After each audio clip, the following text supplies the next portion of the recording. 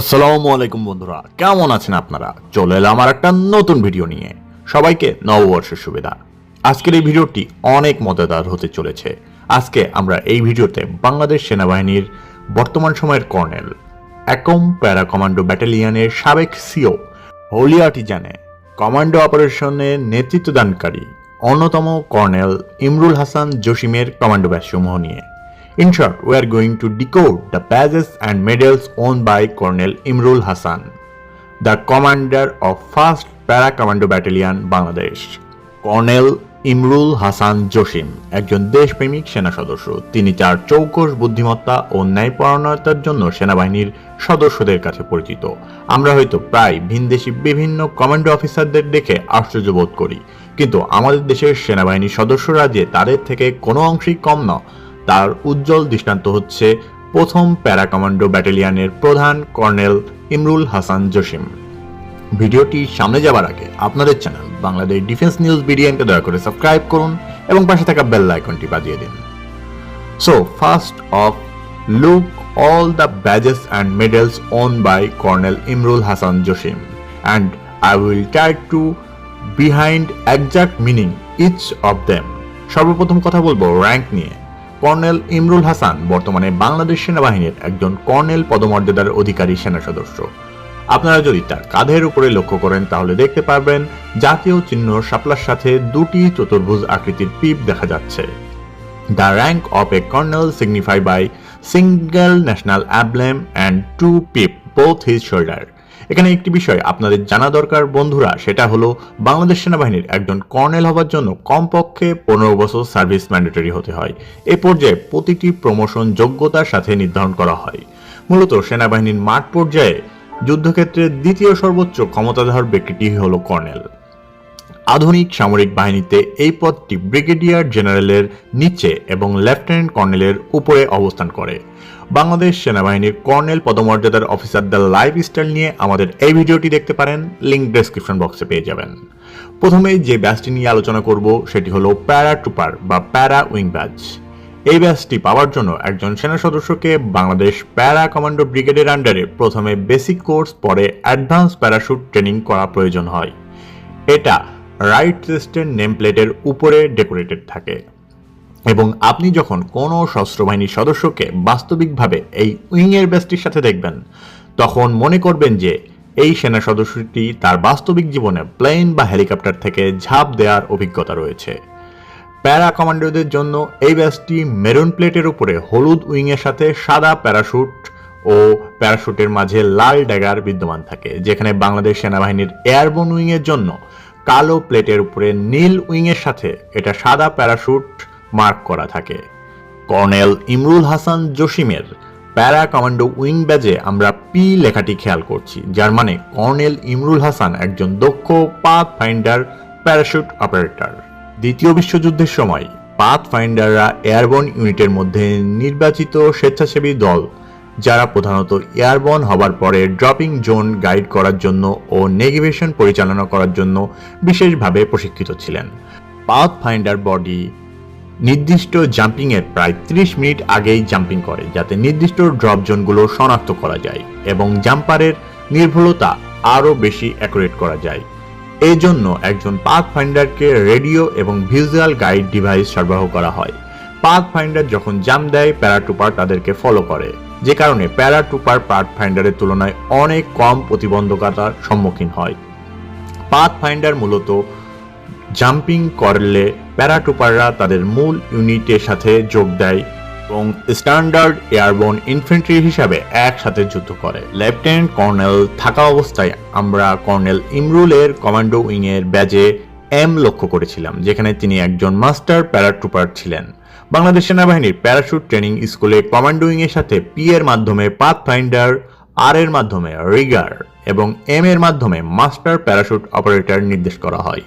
পরবর্তীতে কোনো এক ভিডিওতে এই ব্যাচগুলোর অক্ষরগুলো নিয়ে বিস্তারিত আলোচনা করব।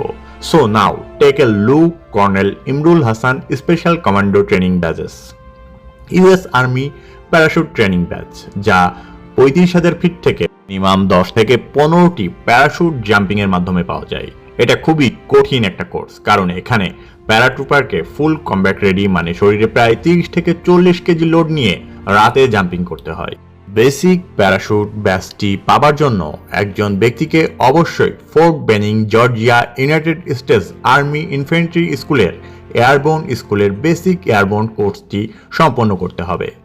একজন কমান্ডোকে অবশ্যই একটি গ্রাউন্ড ফেজ, একটি টাওয়ার ফেজ এবং একটি জাম্প ফেজ সমন্বিত 3টি পর্যায়ে কোর্সটি সম্পূর্ণ করতে হবে। কোর্সের শেষ নাগাদ একজন কমান্ডো বিভিন্ন জাম্পিং কনফিগারেশনে 5টি জাম্প সম্পন্ন করবে। একটি নো লোড জাম্পিং এবং একটি রাত্রিকালীন সম্পূর্ণ লোড জাম্পিং যুদ্ধ অবস্থায় জাম্পের মাধ্যমে এই কোর্সটি সম্পন্ন করা যায়। এই কোর্সটি সম্পন্ন করার পরে এই ব্যাচটি প্রদান করা হয়। এখানে 3টি কোর্স করা যায়, যেখানে basic parachute course, senior parachute course এবং মাস্টার প্যারাশুট কোর্স করানো হয়। আমরা কর্নেল ইমরুল হাসানের সার্ভিস রিবনের উপরে বেসিক প্যারাশুট কোর্সের ব্যাচটি বিএমএ লং কোর্স শেষ হবার পরে আর কখনো অর্জন করা সম্ভব হয় না, যে কারণে এই নির্দিষ্ট ব্যাচটি যে সকল চিহ্নিত সেনাবাহিনীর কমান্ডো বা ক্যাডেটগণ অর্জন করেন তারা এটাকে পোশাকের সাথে খুবই গর্বের সাথে ডেকোরেট করে থাকেন। Sniper badge colonel Imrul Hasan জসিমের সার্ভিস রিবনের উপরে আমরা বাংলাদেশ সেনাবাহিনীর স্নাইপার ব্যাচটি লক্ষ্য করতে পারছি, যার মানে কর্নেল ইমরুল হাসান একজন দক্ষ শার্প শুটারই নয়, একজন ভালো স্নাইপার শুটারও বটে। আর শুটিং ক্যাপাবিলিটি অবশ্যই বিস্ময়কর। প্যারা কমান্ডো চিতা ইনসিগনিয়া এই ব্যাচটি তারাই ডেকোরেট করে থাকেন যারা বাংলাদেশ সেনাবাহিনীর প্যারা কমান্ডো ব্রিগেডের একজন সদস্য। এটা একটি দৌড়াতে থাকা চিতাবাঘের মাধ্যমে সিগনিফাই করা হয়েছে, যা বাংলাদেশ সেনাবাহিনীর কমান্ডোদের ক্ষিপ্রতা এবং ইন্ডুরেন্সের প্রতীক। এবার দেখুন সেনা প্রধানের কমান্ডেশন ব্যাচ। এই ব্যাচটি সেনা প্রধানের কাছ থেকে পাওয়া যায়।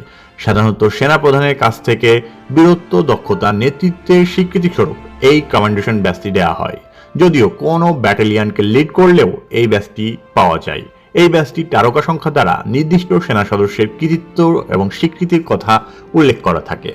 কর্নেল ইমরুল হাসানের কাছ থেকে আমরা এমন একটি ব্যাচ দেখতে পাচ্ছি, এয়ারবোর্ন শোল্ডার ব্যাচ, যা কর্নেল ইমরুল হাসান হেলিকপ্টার বা বিমান থেকে কমব্যাট রেডি মানে 35 থেকে 30 কেজি ওজন নিয়ে মাটিতে অবতরণ করলেই তাকে এয়ারবোর্ন কমান্ডো বলা হয়। কর্নেল ইমরুল হাসানের লেফট পকেটের স্লিপে এই এয়ারবোর্ন ব্যাচটি দেখতে পাচ্ছি। ইউএস এয়ারবোর্ন পিন, এটি একটি বিশেষ পিন। এটা তাদেরকেই প্রদান করা হয় যারা কমব্যাট রেডি অবস্থায় শত্রু ভূমিতে প্যারাশুটের মাধ্যমে অবতরণ করেছেন বা করবেন। এই ব্যাচটি অত্যন্ত গুরুত্বপূর্ণ যে কোনো কমব্যাট প্যারাশুট অপারেটরের জন্য। এই পিনটা দ্বারা আরও বোঝানো হয় যে সেই নির্দিষ্ট ব্যক্তি একজন এভিয়েটর, যে কিনা বিমান বা হেলিকপ্টারের ক্রু হিসাবে অবস্থান করেছেন এবং বিমানে করে মিত্র সৈন্যদের জন্য প্রয়োজনীয় রসদ সরবরাহ করেছেন। আমরা কর্নেল ইমরুল হাসানের লেফট পকেটের উইংয়ের উপরে ইউএস এয়ারবোর্ন পিনটি দেখতে পাচ্ছি। এছাড়া কর্নেল ইমরুল হাসানের লেফট পকেটে দুটো কমান্ডেশন ব্যাচ দেখতে পাচ্ছি। Operation thunderbolt, operation twilight অথবা অপারেশন চিটাগাং এয়ারপোর্টের মতো অপারেশনগুলোকে অ্যাকমপ্লিমাইজড করার জন্য প্রদান করা হয়েছে।